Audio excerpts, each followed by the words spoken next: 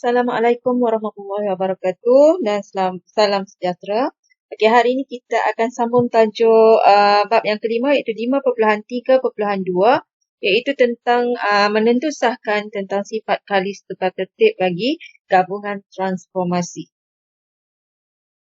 Okey, hari ini kita nak membuat dan menentusahkan konjektur tentang sifat kalis tukar tertib terhadap gabungan transformasi. Okey, diberi bahawa P dan Q ialah dua transformasi yang berlainan. Adakah imej di bawah gabungan transformasi PQ sama dengan QP? So, ini yang kita nak menentusahkan. Maksudnya, jika imej di bawah PQ dan QP dia mendapat kedudukan imej yang sama, maka kita katakan kedua-dua gabungan transformasi itu dia adalah memenuhi sifat kalis tukar tertib. Okey, kita lihat takrifan di sini. Suatu gabungan transformasi AB mematuhi sifat kalis tukar tertib jika imej di bawah gabungan AB dan gabungan transformasi BA adalah sama. Okey. Dan suatu gabungan transformasi AB tidak mematuhi sifat kalis tukar tertib jika imej di bawah gabungan transformasi AB dan BA adalah tidak sama. Jadi kita kena cari kedua-dua. Kalau menentukan dia sifat kalis tukar tertib, maksudnya kita kena cari AB, kemudian kita cari imej di bawah BA. Okey, kita rujuk contoh muka surat 18. Contoh 18, muka surat 156.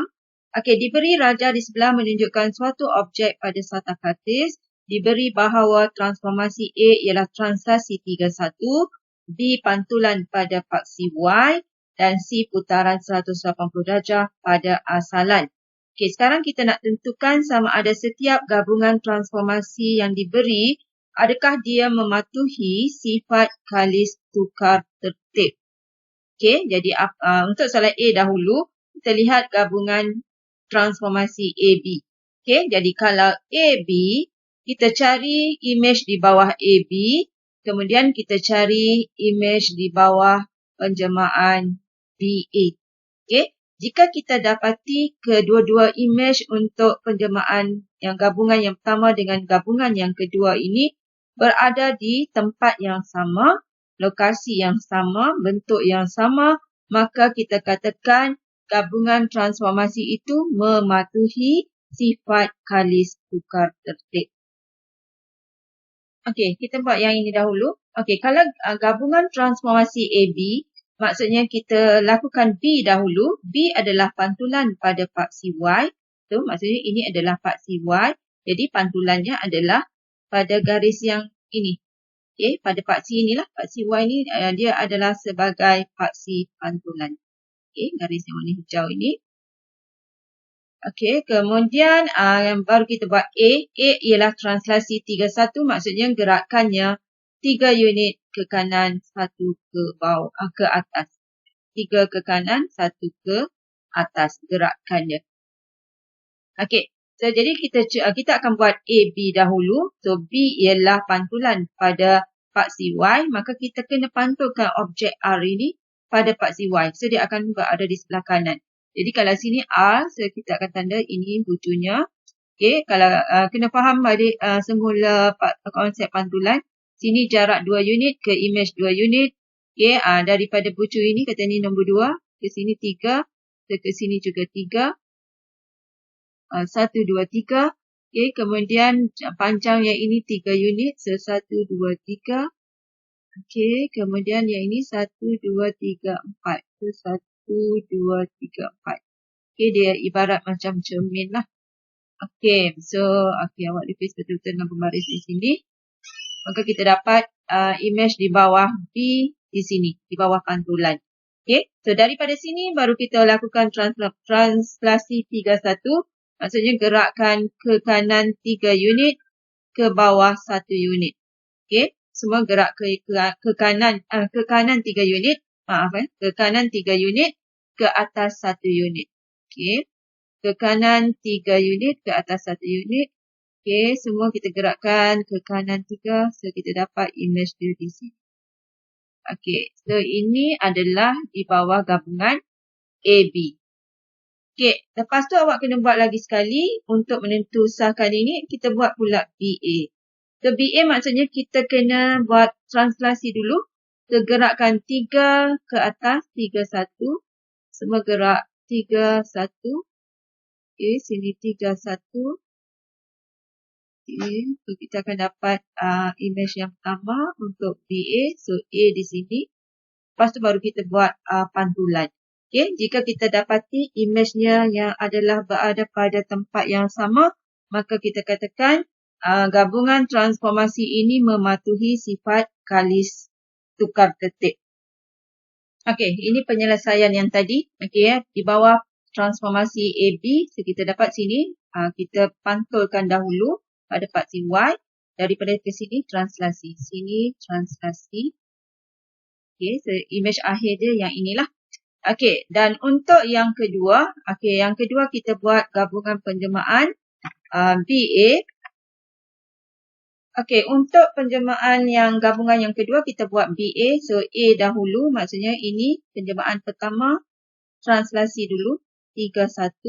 So, dapat ini image yang pertama. Daripada sini, kita pantulkan pada paksi Y. So, kita dapat image akhirnya di sini. Okay, jadi bila kita bandingkan kedua-dua ini, kita dapati image untuk gabungan yang pertama, AB dan BA adalah tidak berada di tempat yang sama. Kalau kita tengok di sini, okay, ini image akhirnya di sini dan ini image akhir di sini. Maka kita katakan gabungan transformasi AB tidak mematuhi sifat kalis tukar tertib. Okey, seterusnya soalan B. Soalan B, kita nak tentukan di bawah gabungan transformasi BC. Kalau BC maksudnya antara pantulan pada paksi Y dan putaran 180 pada asalan. Okay, jadi maksudnya kita kena buat BC, selepas tu kita kena cari image di bawah CB. Okay, ingat ni kalau gabungan penjemahan nak cari image, kita penjemahan pertama yang ini penjemahan kedua. Okay, untuk gabungan CB, ini penjemahan pertama, ini adalah penjemahan yang kedua. Okey, kita buat PC dahulu. So, C maksudnya putaran 180 pada asalan. So, asalan ni maksudnya 00. Okey, so kita putarkan bentuk R ini. So, 2, 1, 2, 1 di sini. Okey, sini. 2, 1. Okey, kalau 180, kalau objek dia mendata, image dia juga mendata. Okey, so yang ini kita ada 3, 3. So, image dia macam inilah. Image yang pertama. Okay. Kemudian daripada sini baru kita lakukan B. B ialah pantulan pada paksi Y. So, paksi ini yang ini tadi.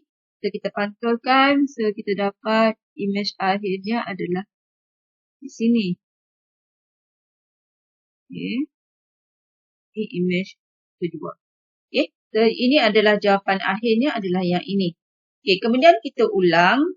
Kita buat pula CB. So, bila CB, kita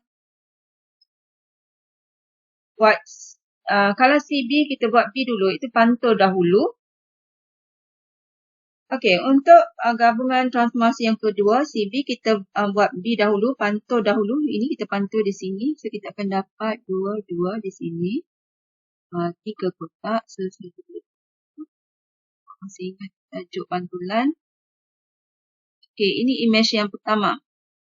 Okey, kemudian dah dapat image yang pertama, kita kena lakukan image penjelmaan yang kedua, iaitu putaran 180 darjah pada asalan, iaitu 00. So, di sini putaran dia, kita dapat di sini image untuk yang ni. So, yang ini, okay, 41, so dikiraan yang 41.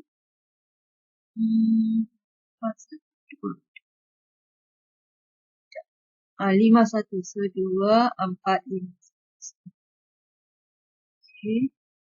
Kemudian yang ini, lucu ini Okey, 3, 3. So, dari sini 2, 3. Okey, so kita akan dapat image dia di sini. Image yang kedua. Okey. Kalau kita lihat yang ini dengan yang pertama tadi, maksudnya dia berada di jawapan dia sama. Okay? Maka kita katakan yang ini adalah dia mematuhi hukum kalis tukar tertib. Okay? So, ini adalah jawapan untuk B. Okay? Kalau kita lihat jawapan untuk soalan B, BC dan CB, dia dua-dua dapat di tempat yang sama lokasi dia. Maka kita kata dia mematuhi sifat kalis tukar tertib. Okay? So, itu saja untuk faham sifat ini. Awak kena cari gabungan transformasi dalam kedua-dua arah. Okay? Kalau dia bagi AB, kita cari AB, kemudian kita cari image BA. Jika dia berada di tempat yang sama, maka kita kata dia mematuhi hukum ataupun sifat kalis tukar tertib. Jika sebaliknya, tidaklah. Okay, so itu saja untuk pembelajaran kali ini. Kita akan sambung nanti bagaimana kita nak memerihalkan gabungan transformasi. Okey, cikgu nak awak cuba latihan Kendiri 5.3b. Bagaimana nak menentusahkan konjektor tentang sifat kalis tukar tertib ini. Sekian, terima kasih. Assalamualaikum.